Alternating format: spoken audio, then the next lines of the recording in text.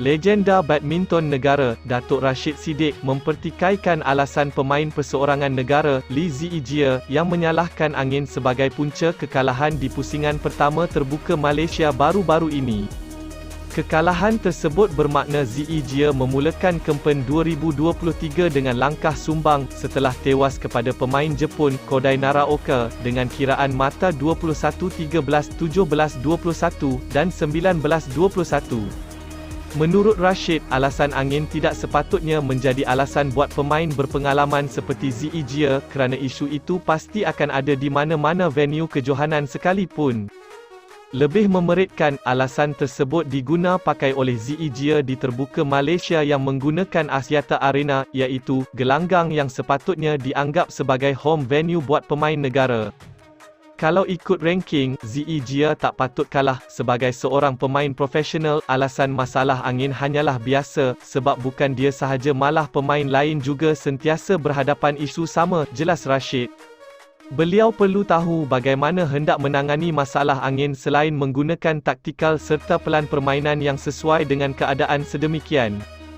Menurut Rashid lagi, Zijie yang pernah bergelar juara Asia seharusnya menyalahkan diri sendiri selain menerima hakikat lawannya itu bermain lebih bagus dan berhak meraih kemenangan. Legenda badminton negara yang turut pernah meraih 3 kejuaraan terbuka Malaysia dari tahun 1990 sehingga 1992 itu juga berpendapat pemain perseorangan negara itu memerlukan seorang jurulatih untuk membantu memantau prestasinya.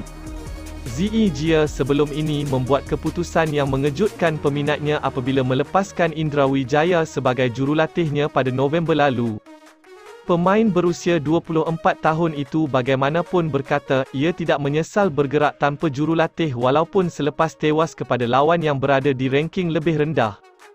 Prestasi buruk Zijie sebenarnya mulai mencuri perhatian peminat badminton tanah air sejak tahun lalu, terutama apabila gagal mencipta keputusan positif di 2 kejohanan utama di Jepun, iaitu Kejohanan Badminton Dunia BWF dan Terbuka Jepun. Zijie terkandas seawal pusingan pertama dalam Kejohanan Badminton Terbuka Jepun selepas tewas kepada pemain India, Kidambi Srikanth.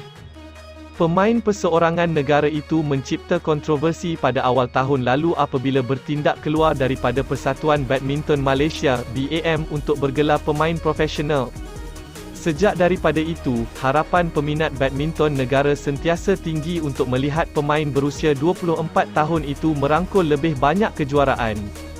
Malah, sebenarnya sejak Zijie muncul juara All England 2021, menewaskan Viktor Akhilson di final, nama Zijie sudah pun dicanang sebagai pengganti Lee Chong Wei sebagai jaguh baharu badminton negara. Sekurang-kurangnya itu yang ramai mahu percaya. Kontroversi sekali lagi dicipta pemain itu apabila menarik diri daripada mewakili negara di Sukan Commonwealth khusus untuk memberi tumpuan kepada kejohanan dunia. Kita semua tahu apa yang berlaku.